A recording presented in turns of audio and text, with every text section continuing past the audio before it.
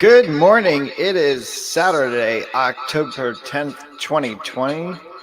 Welcome to Sports World Weekly on the Sports Fan Base Network, Rhode Island, our very first true series premiere. Hopefully everyone tuned in last week. We did that cool little 20-minute preview episode where we kind of showed you everything that was going to happen over the course of the next weeks and months here on Sports World Weekly, and we come in today on our very true series premiere, and we have a great show in store for you today. We are going to break down groups A through D of the Champions League draw. That is 4 of the 8 groups in the group stage play of the draw. We'll talk about some of the match days that are going to happen, a couple of big games that'll be there. Of course, next week we will break down E through H for you as well. There are a lot of games that are going to be very big for those groups as well too, as it is a break in Europe this week for all of the leagues in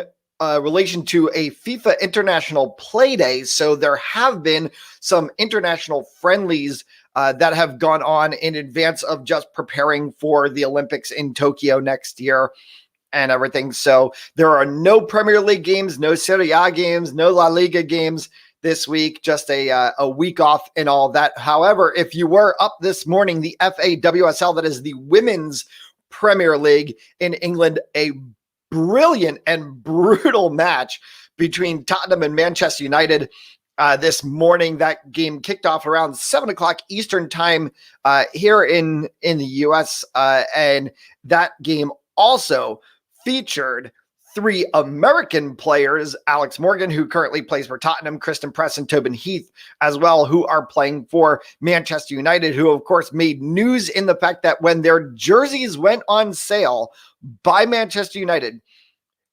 individually, they both landed in the top 3 in jersey sales in a 3-day period following a signing for any Manchester United player, men's and or women's.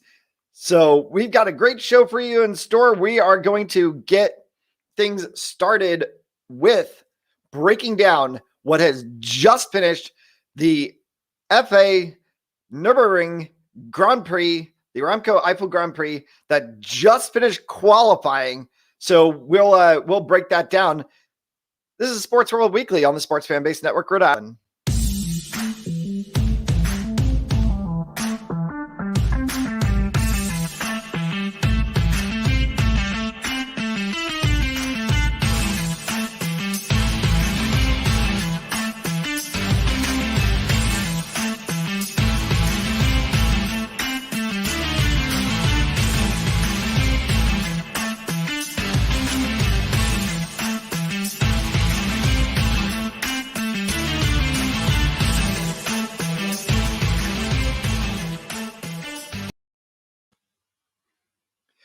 Welcome into the show again. I'm Matthew Jolis, your host on Sports World Weekly, and we are going to get things started a little bit out of order from how we were normally going to do it. But as I said in the preview, and if you kind of saw things that I was posting on social media throughout the course of the week, we were going to come on air this morning right about as they were going to finish qualifying in Nurburgring for the Nurburgring Grand Prix, which will be tomorrow. And it has been an absolutely insane qualifying that has just completed. Checker flag flew, and Valtteri Bottas, the number 77 from Mercedes, has the pole for tomorrow's start over his teammate Lewis Hamilton, who is in the championship lead right now and looking for what would be a 7th championship. He is also looking for a record 91st Formula One victory. That would tie him with Michael Schumacher for the most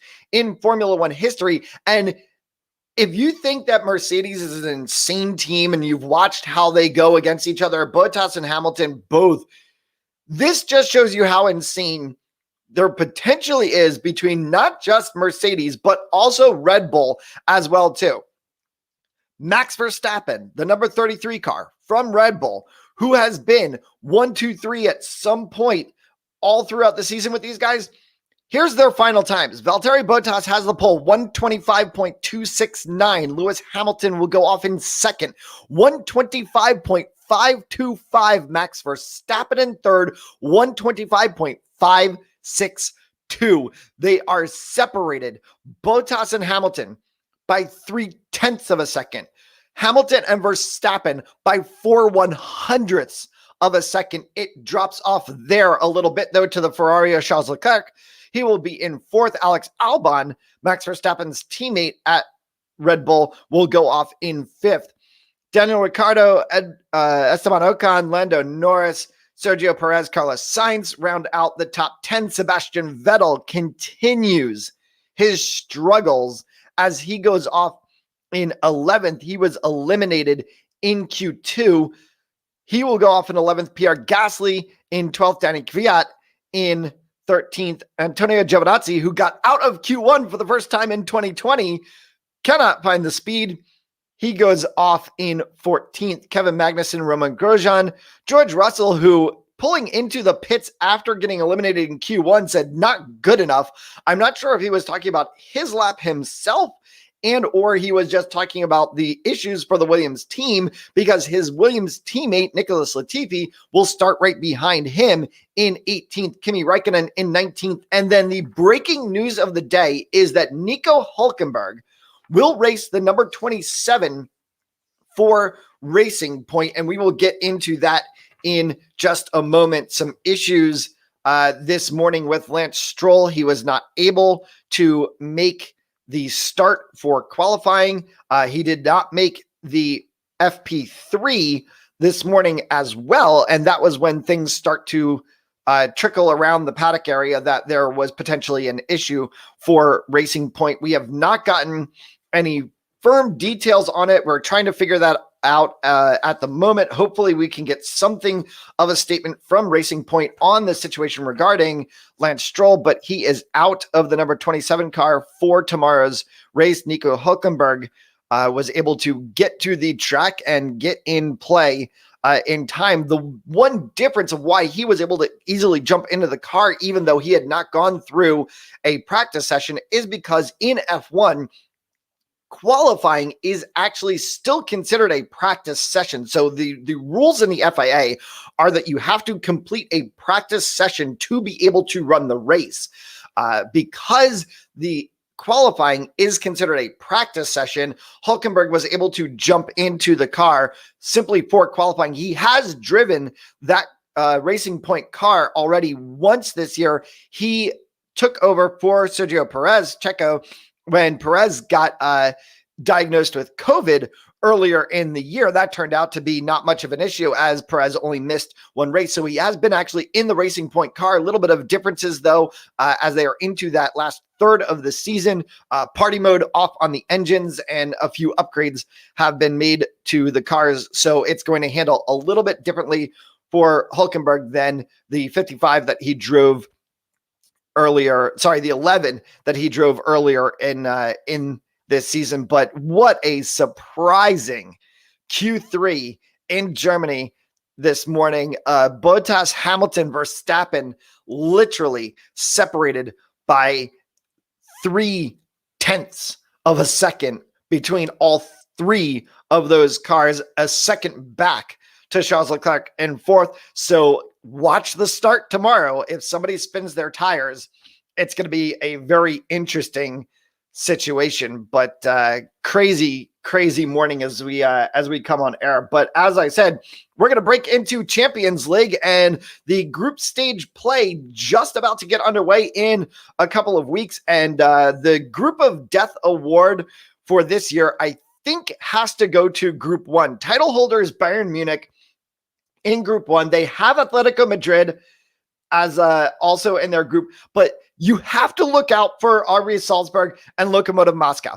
There is not something to be said that just because we don't hear a lot about Salzburg and Moscow, that they're kind of weaker teams compared to a Bayern Munich and Atletico Madrid. These are two teams that are very tricky. They will sneak up on you. And we saw what Salzburg's play was when they came back into the return to play, how they completed things in European competition as well in the 2019-2020 season. This will be the 2020-2021 season. So there is no favors that have been done here for Bayern Munich to be able to try to get a 7th championship and become a back-to-back cup winner, something that has not been done in a long time, as they are stuck in that Group A with Atletico Madrid, Salzburg, and Lokomotiv Moscow. The honorary Manchester City has the easiest draw again award goes to, well, of course, it's called the Manchester City has the easiest draw because Manchester City, seriously, how is it every year that Manchester City somehow finds a way to be able to easily get themselves out of the group stage into the round of 16 knockouts when you get a draw that has Porto, Olympiacos, and an Olympic Marseille team who is nowhere close to what they used to look like in League One? This is literally saying, here you go, we're going to put you in the, and I know, okay, it's random draw. If anybody watched it, yes, they put balls into a pot and then they stir it up and then they pull a ball out and they say, okay, here's the team. You don't know that this is going to happen, but there's just something weird that Manchester City keeps getting in this situation every single year. And so they get an easy run with Porto, Olympiacos, and Marseille in Group C. Back to the top of the screen there, Group B, Real Madrid has a fairly okay one against Shakhtar Donetsk, Inter Milan, and Mönchengladbach. Mönchengladbach, I think, is my team that's going to be the one to watch. And I will say this, in fact, because they were a very big surprise in how the restart came to be in the Bundesliga. They gave fits to Bayern Munich. They gave fits to Borussia Dortmund. They gave fits to a lot of other teams that they ended up having to play against. So Mönchengladbach is my team to watch, but I believe really ultimately at the end of it, I think Real Madrid and Inter Milan will end up finding a way to get out of Group B, but I'm not guaranteeing that. So don't go bet the money on that one because I'm not guaranteeing that one. And then Group D down there at the bottom, the Premier League champions Liverpool against Ajax, Atalanta, and Michelin. And the only team there that I can really say will give Liverpool any semblance of fits will be Ajax. Of course, there are two teams that get out of the group. So Liverpool just has to really take care of their business against Atalanta and Michelin, take care of their business in one leg of the two against Ajax, and they will get in. Ajax, of course, is the old guard of the Champions League all the way back to the European Cup Winners' Cup days, when they were the team that seemingly could do it every single year and now seemingly just finds the way to be able to get into the Champions League every single year, but they have not reached the promised land in quite a while. They will see if they can change their European fortunes this year heading into the cup final, which hopefully will be in May and hopefully in Istanbul, Turkey, as is currently scheduled. Of course, the Champions League was upset by the COVID-19 pandemic, which caused a massive delay and then a completely squished schedule towards the end, which, as we remarked last weekend, put Bayern Munich capturing the Champions League Cup just about 50 so days ago. Now, Liverpool, of course, capturing the Premier League about 50 days ago as well. Bayern Munich capturing Bundesliga about 50 days ago as well. So this has been an absolutely wild season for European football. But we will see how things continue to go. You are watching the series premiere of Sports World Weekly on the Sports Fan Base Network, Rhode Island. We're going to take a quick break and we will be right back.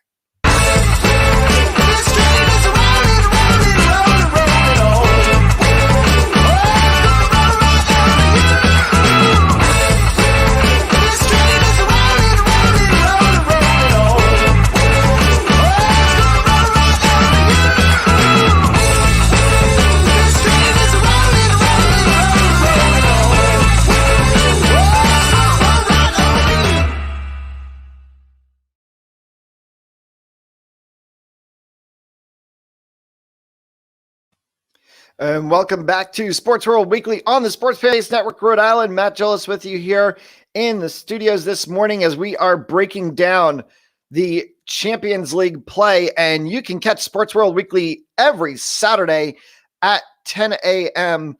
right here on Sports Fan-Based Network, Rhode Island.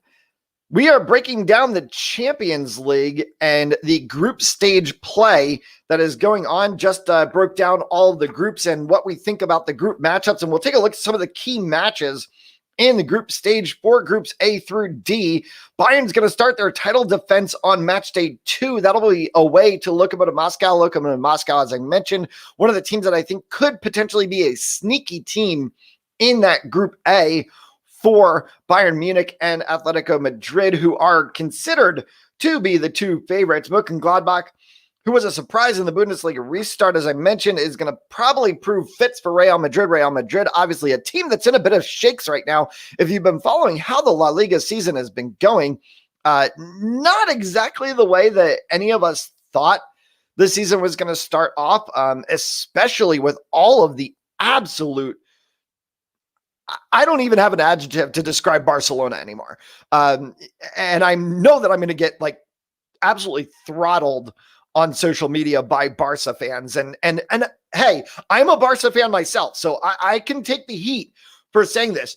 But what in the world is the Barcelona management doing? First of all, Ronald Koeman needs to go. He shouldn't even be the manager of FC Barcelona anymore. Goodbye. Like, this guy has never lasted more than 2 years at any club that he's ever managed. He's never really actually succeeded. He couldn't succeed in the Premier League at Southampton. So how in the world do you expect him to take over one of the greatest clubs in European football history in Barcelona and be able to lead it the way that managers like Tata Martinez and Pep Guardiola and many others have? Like, this made absolutely no sense for me from a hiring perspective of why in the world Koeman got hired. But then he dispatches literally everybody, and you have Messi left standing in the middle of a field going, okay, who the heck is still here? You dispatched everyone. You got rid of every single good player that Barcelona has had. Messi cannot play with a Barcelona B team and be able to succeed in La Liga. And that's not Messi's fault. And Messi wanted to leave too. Messi was on his way to reunite with Pep in Manchester City. And that whole debacle that is Barcelona's management team couldn't even get that done right. So absolute messes around in Camp Nou in Barcelona. Premier League title holders Liverpool are going to look to see if they can change their European fortunes. They're going to open Group D play against Michelin, who is not really a team that will give any amount of threat to Liverpool. As I said, I think the game in Group D that's going to be the issue for them is going to be Liverpool against Ajax. Those two legs are going to decide really who's going to end up 1 and who's going to end up 2, or potentially if Liverpool somehow loses both of them to Ajax, then Atalanta and Michelin could have a chance to sneak up. And on that note, what is going on with Liverpool right now? They have given up 12 goals in their last 2 matches, and Jurgen Klopp looks like he has completely lost the plot at Anfield. So I hope that this break that they have right now in European play, because of the FIFA play days, because of national team friendlies, I honestly hope that somehow Klopp goes into his office with all of his coaches and they pull out the videos and they look at their analysis and they figure out what in the world is going on right now, because they are absolutely off the rails. And if they don't correct this ship very quickly, they're going to find themselves way out of line in the Premier League. And that trophy that they, searched so long for, lost property for 30 years, as some of the banners at Anfield said, will be lost again, and maybe lost again for another 30 years. But also, in speaking of Premier League and surprises of the Premier League season, I am going to give a big props to Marcelo Bielsa and Leeds United. First time in 16 seasons back in the Premier League. It's Bielsa's 3rd season in charge at Leeds, and what a phenomenal story he is writing. We saw this happen a couple of years ago with Leicester City when they came up and had that magical run to actually clinching a Premier League championship and all of the success that Jamie Vardy had with them. I have got to say, this is insane what is happening at Leeds United. And it is a credit to Marcelo Bielsa and what he is doing with that team. And I hope it continues throughout the course of the season. Match day 5 on December 1st brings us a battle of championship contenders and likely will decide who will capture the 1 seed from Group A. That is when Bayern Munich will have their stage game, their second stage game against Atletico Madrid, and that will likely decide it. Next week, we're going to break down E through H. Look at the stage games there. There are some big ones in those groups because those are the groups that contain Manchester United, Paris Saint-Germain, Juventus, Barcelona. And we're going to look at some of the big games that are going to happen there, including the match that everyone has circled on their calendars. That's match day 2 on October 28th, and then the return leg on December 8th, which will be Barcelona against Juventus. They are in the same group this year. Barcelona against Juventus, Lionel Messi against Cristiano Ronaldo. And that is going to be something that will be a shock, I think, to see, because we look at those 2 games when you have Messi against Ronaldo, when Ronaldo was at Real Madrid and you had Messi against Ronaldo in La Liga twice a year and in, Copa del Rey and, and all those things. And we've lost that now that Ronaldo has gone off into Serie A at Juventus. So this is going to be huge for them to be able to have that game again, a Messi against Ronaldo. And for all things being, say whatever you want to say about Ronaldo. Yes, let's just call it the 2 GOATs of soccer in Europe playing a game against each other. You can say whatever you want to say about each player and the teams that they've had and what they've done and who they've played with and how many teams say this. You have to recognize talent when there is talent, and you've got to recognize it. Messi and Ronaldo, the 2 GOATs of European soccer, and they're going to play each other on match day 2 on October 28th, the return leg on December 8th. And that takes a look at Champions League for the group stage. And I've got to say, as exciting as European football is, whether it's watching domestic play in Germany, in Spain, in Italy, in France, in England, when it comes to games like this, when it comes to the Champions League, when it comes to Europa League, when it comes to the Club World Cup, to me, that is the most exciting thing that you will see, because it is completely random. You don't know until they do the draw who's going to end up playing against each other. You don't know who's going to be in each group. You don't know who's going to end up playing against each other. You can have matchups that you hope for, but you don't know how it's going to land out. And I got to say, it has produced some amazing games, because there are some times where you get a game against a team or 2 teams that have never played each other, ever. And because of Champions League, we make that happen. And it is something that is exciting and different and is what makes European football absolutely so amazing. And I honestly hope that maybe someday we can end up with something. And yes, I know we have the CONCACAF Champions League that happens here in the U.S. region that involves participants from Major League Soccer, literally being whoever wins the U.S. Open Cup, who wins the MLS Championship. But it doesn't carry the same weight as UEFA Champions League. It doesn't have that stature.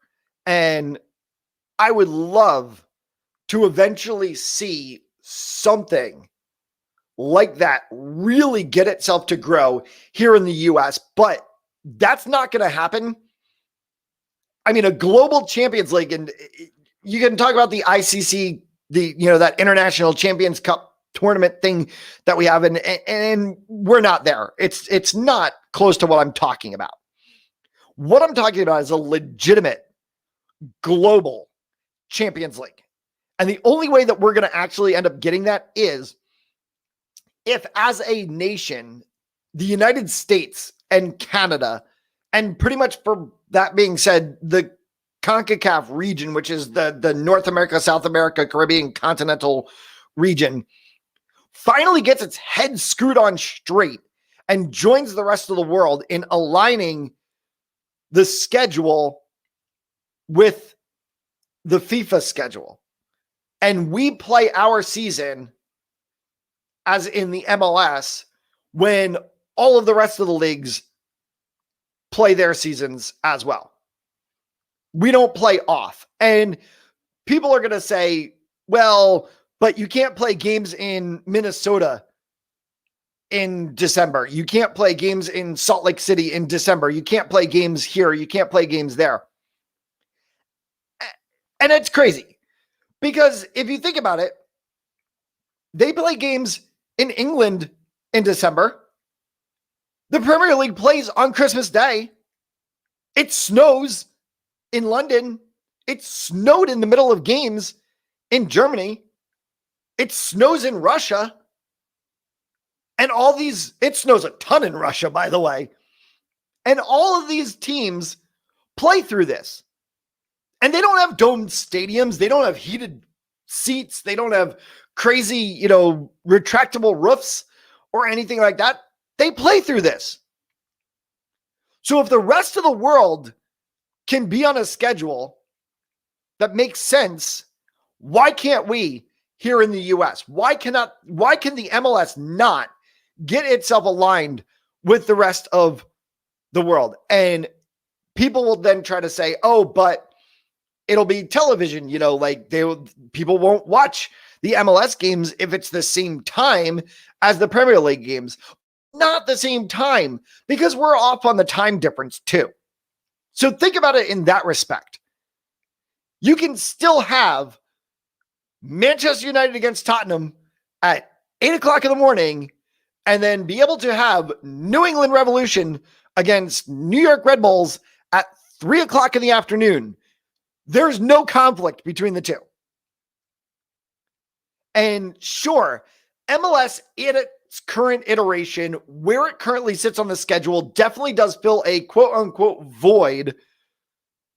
They wouldn't be going up against NFL football. They wouldn't be going up against college football. They wouldn't be going up against anything.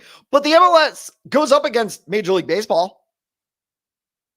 They go up against any other events that happen in the spring and the summertime. They go up against NASCAR and IndyCar and F1 and the Triple Crown, which, by the way, if you did not watch the Preakness Stakes last weekend, you missed out one crazy race. That is probably the best Triple Crown finish I have ever seen in history that I've been alive. Obviously, we can talk about Secretariat and all those, but this was the most exciting Triple Crown finish that I have seen in a long time. And Swiss Skydiver getting the win, a filly beating the boys on the dirt in Pimlico, was phenomenal. I was so thrilled to be able to get a chance to watch that race.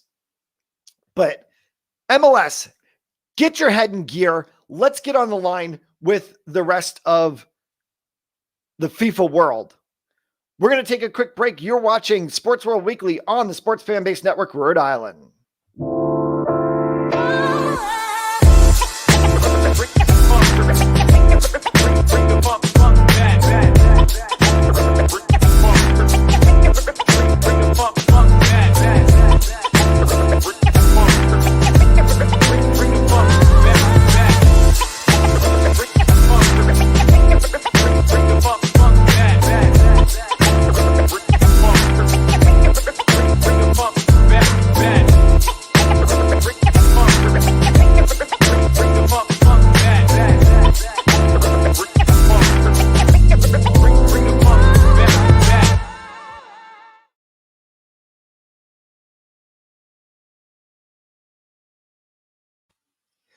Welcome back. You are watching Sports World Weekly on Sports Fan Base Network Rhode Island. Matthew Jolis with you here. And we came on the air today immediately as the qualifications for the F1 Eifel GP at Nurburgring in Germany completed. We talked about the insanity that was that final. Bottas 1, Hamilton 2, Verstappen 3, literally separated by 3/10 of a second from each other.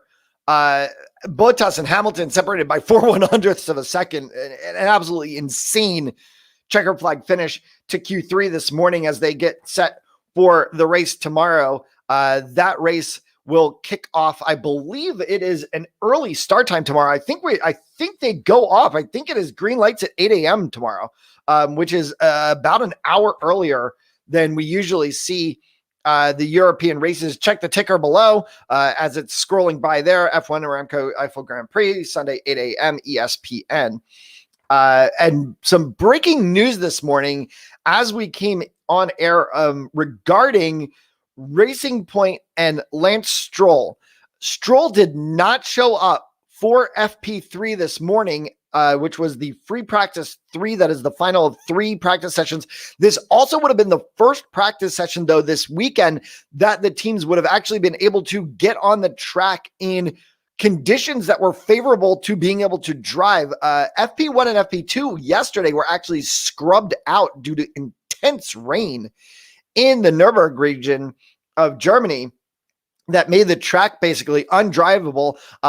F1 cars do have what are called slicks or wet surface tires that they can be able to drive in the rain on, especially because they are on road courses that, while they do have undulations, do not have the degree banking that we see in some of the IndyCar and NASCAR races.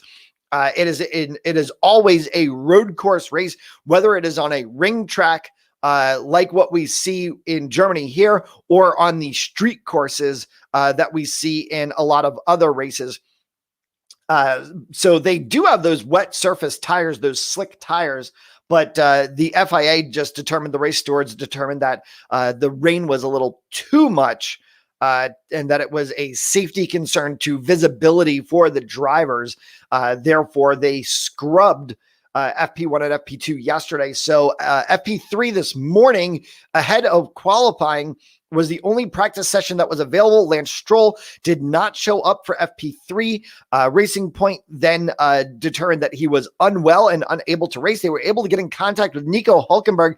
Nico Hulkenberg, former F1 driver who is currently retired from the sport, has just been doing spot fills like this. As we mentioned, filled in for Racing Point earlier this year when Checo Perez was diagnosed with COVID-19, had to sit out a race, then went through the 2 negatives before he was allowed to get back in. Hulkenberg was able to answer the call, lives very nearby to the Nurburgring track, was able to get in and was able to get out in that car for qualifying. He did not get through Q1, so he will start 20th overall for the race, and he will take over that. Racing Point has released a statement in regards to Nico Hulkenberg, saying, yes, he knows the track. He now has driving experience of a 2020 car, specifically the Racing Point. As mentioned, he served in that seat for Checo Perez, but he hasn't driven since August. The car has been upgraded since then. Add in, it's a green track and no practice time to get used to the tires. And this is a huge challenge for Hulkenberg, arguably bigger than the one he faced earlier this season when he was an 11th hour replacement for Perez. At least this time around, he was able to take part in practice sessions before qualifying. So that is something that for Hulkenberg is a little bit of a benefit to him. As we mentioned, he will go off at the back of the grid at 20th simply because of his qualifying position, not a grid penalty or anything in relation there. So Hulkenberg goes off 20th. That race starts tomorrow at 8 a.m. Some other interesting news out of F1. The Grand Prix racing will return to Portugal for the first time since 1996. Formula One has added races in Portimao and at the classic circuits of Imola to the schedule, those are going to come up. The Algarve International Circuit in Portimao will play host to the Portuguese Grand Prix on October 23rd through the 25th, 2 weeks following tomorrow's Eiffel Grand Prix at the Nurburgring in Germany, and a week on from that historic race in Portugal, because that will be the first ever race at the Algarve International Grand Prix in Portimao. A week on from that race, the Autodromo Enzo Dino Ferrari in Imola will reverberate once again to the sound of F1 engines. The Emilia-Romagna Grand Prix, it's going to be a 2-day race, so a doubleheader event. The exact format of the Imola weekend yet to be agreed upon, but it is expected there will be one FP session ahead of qualifying and the race. So that will incorporate each day. That is the first time since 2006 and 2013, respectively, that Imola and Nurburgring, which hosts tomorrow, has hosted an F1 Grand Prix. And of course, as we mentioned, the very first ever race for the Algarve International Circuit in Portimao on F1. That will bring the schedule to 13 races, which will be completed. This is a revised schedule. They expect to try to add at least 2 to potentially as many as 5 more races.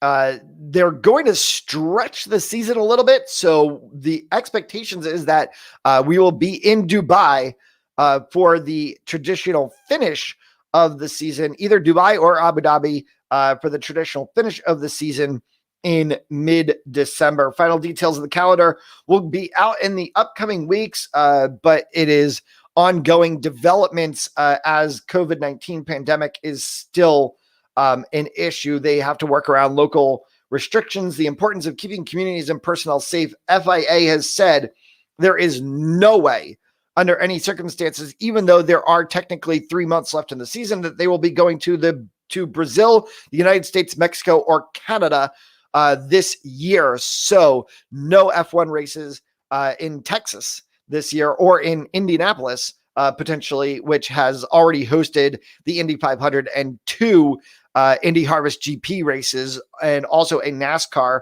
event as well. Chase Carey, chairman and CEO of Formula One, said, "We are pleased that we continue to make strong progress in finalizing our plans for the 2020 season and are excited to welcome Nurburgring tomorrow, Portimao, and Imola to the revised calendar. We want to thank the promoters, the teams, and the FIA for their full support in our efforts to bring our fans exciting racing this season during an unprecedented time, and pay tribute to our incredible partners in the Americas, and look forward to being back with them next season when they will once again be able to thrill millions of fans around the world." Of course, Brazil, US, Mexico, and Canada have been 4 of the highest attended races on an F1 calendar in recent years. And it's surprising for a race that does not feature a single American driver. There is yet so much popularity around F1 here in the US, and hopefully maybe one day we will get an American driver back into F1 circuit. We know that we're going to have a very interesting development to IndyCar racing next year, as multi-time NASCAR champion Jimmy Johnson, who announced he's retiring from NASCAR at the end of this season, has signed with Chip Ganassi Racing. He will race at least 7 races next year for Chip Ganassi in the IndyCar circuit. Most likely those will be all the road course races that will happen. However, when asked the question about the Indy 500, which Johnson has familiarity with that track, having raced both the Indianapolis road course races and the Brickyard 400 for NASCAR, he has a lot of familiarity with that track. So there is nothing, he said there is nothing out of question about the possibility of racing the Indy 500. So we will see how that one breaks apart. We're going to take one more break here on Sports World Weekly on the Sports Fan Base Network, Rhode Island.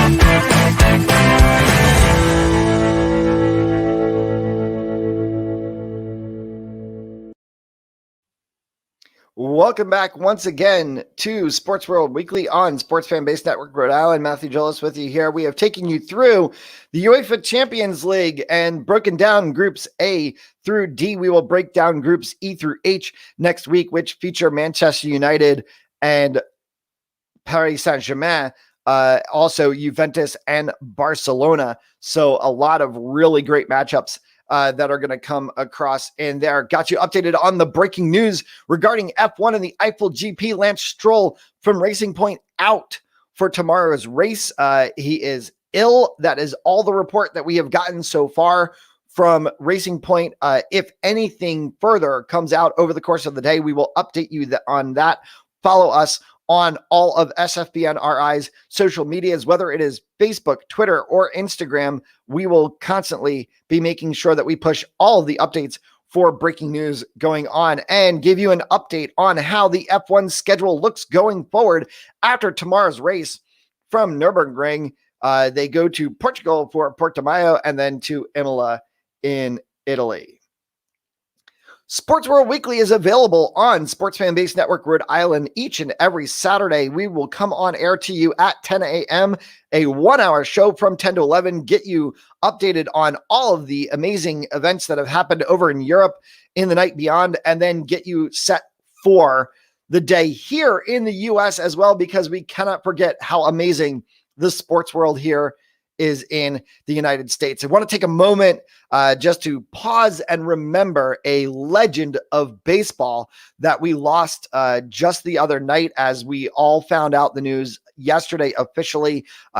New York Yankees pitcher Whitey Ford passed away at the age of 91, peacefully and calmly at his home, watching his beloved New York Yankees taking on the Tampa Bay Rays in Game 4 of the ALDS. Of course, Whitey Ford played his 16-year career, all of it with the New York Yankees, was one of the greatest pitchers in the history of the game of baseball, a 6-time World Series champion, won the Cy Young Award in 1961. He was part of 12 American League Championship Series teams for the New York Yankees, and one of the greatest batteries in baseball history, between himself on the mound and that of Yogi Berra, another Yankees legend behind the plate. And I had a chance this morning to just spend some time talking with my dad, who actually grew up in New York City and grew up just blocks away from the original Yankee Stadium.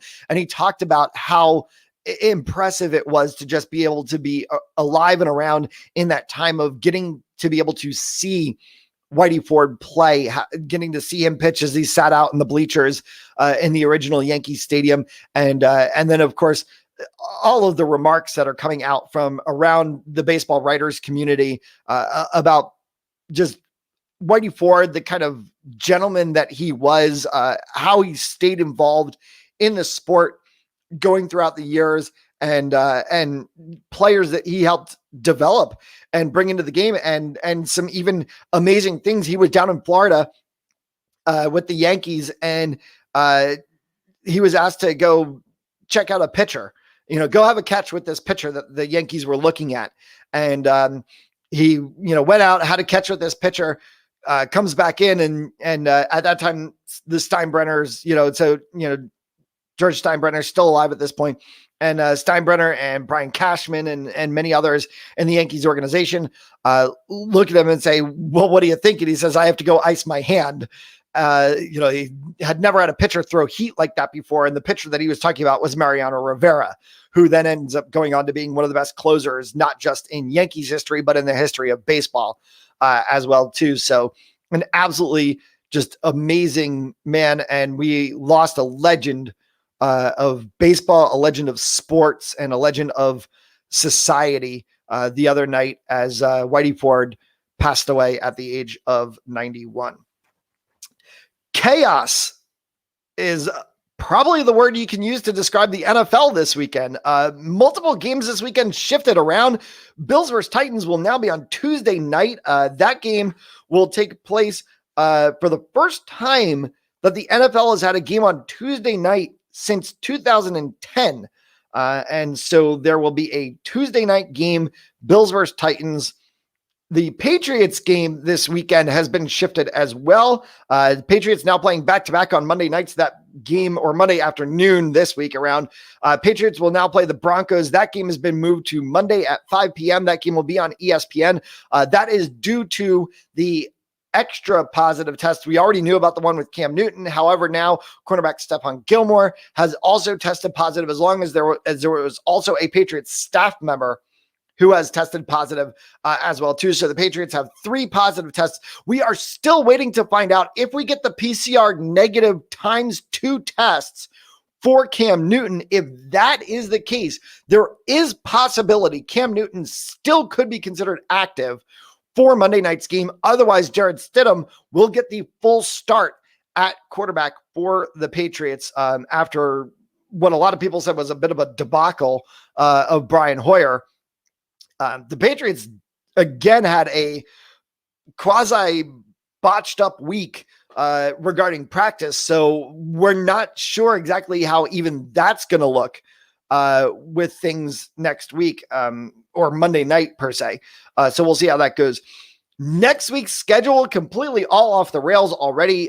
Bills and Chiefs were expected to play on Thursday, but because of the Bills-Titans game getting moved to Tuesday, the Bills-Chiefs game has now actually been moved to a Sunday afternoon game. So Thursday night football is now sitting wide open. We have no game currently set on Thursday night. And so the question is then asked, should the NFL consider a bubble for the playoffs? And the answer is yes, 100%. Roger Goodell and the NFL Executive Committee need to consider a bubble for the playoffs. And if you look at this, look at the NBA, look at the WNBA, who had their entire season in a bubble. You look at MLS and the NWSL and what they did with their MLS's back tournament and the Challenge Cup tournament. If you look at Major League Baseball, what they are doing right now with their teams in the playoffs in a bubble.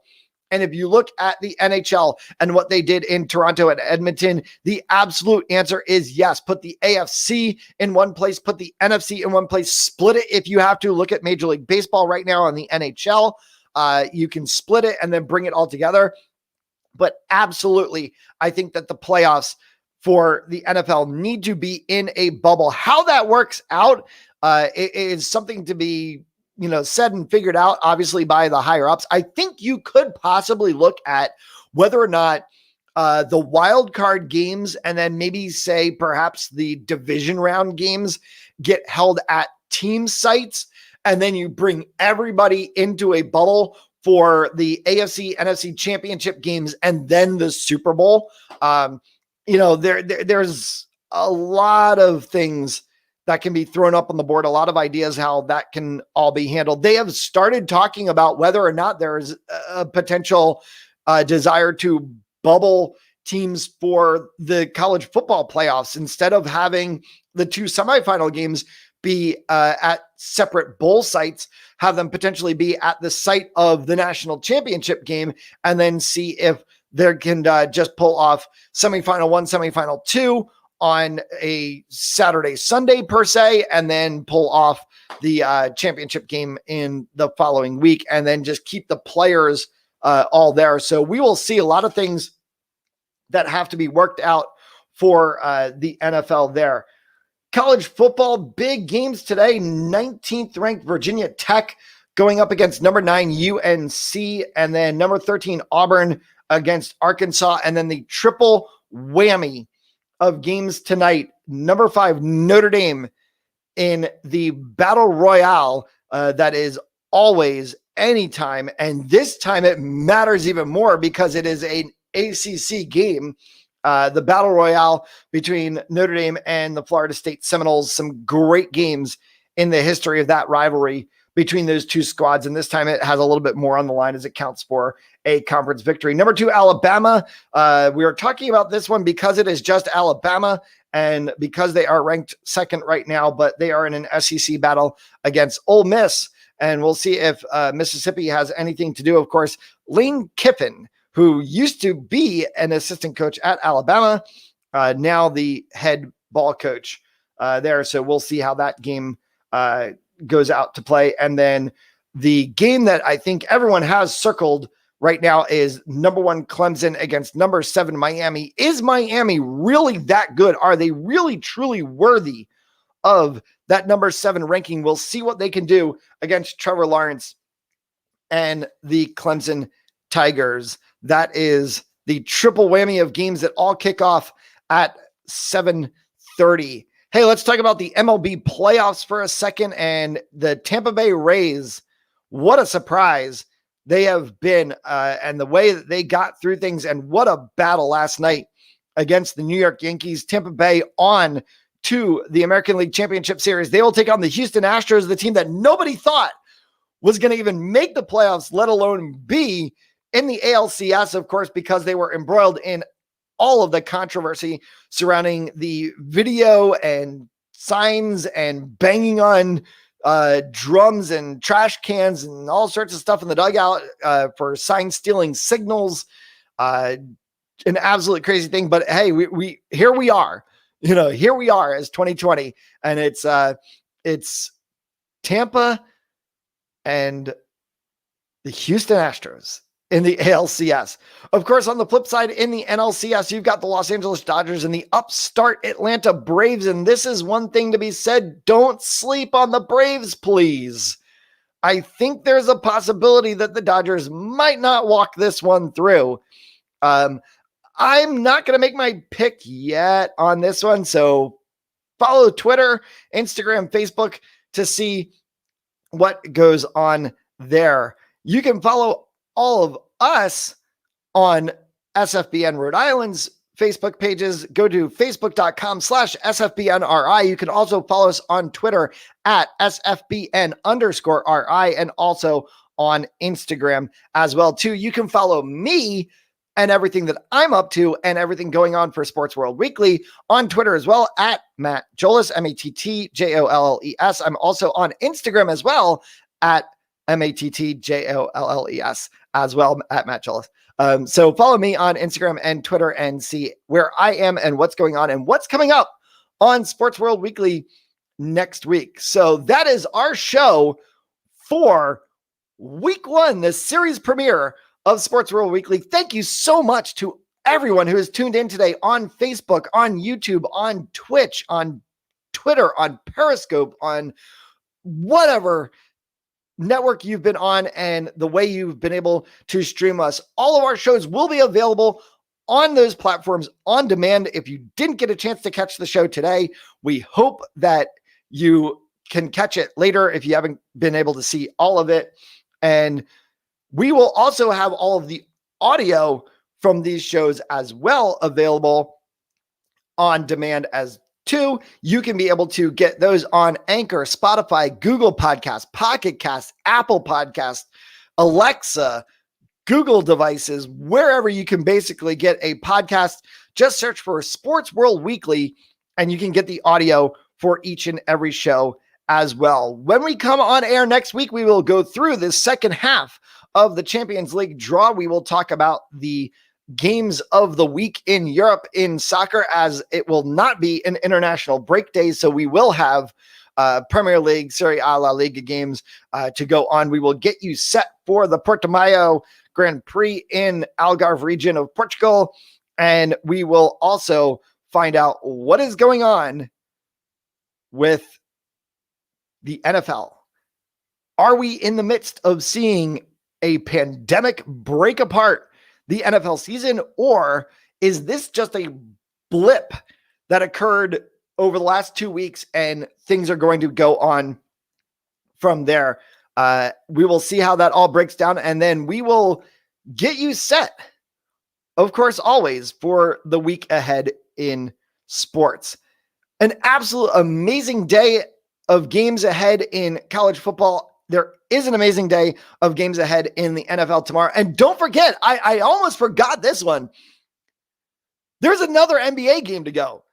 We've got game 6 tomorrow night. The Miami Heat won last night. I woke up this morning to the Miami Heat have beaten the Lakers at the buzzer, literally, and forced game 6. So this is not over yet. The Miami Heat have won, and there is going to be a game 6 in the NBA finals. So we've still got basketball to play. We've still got that to figure out.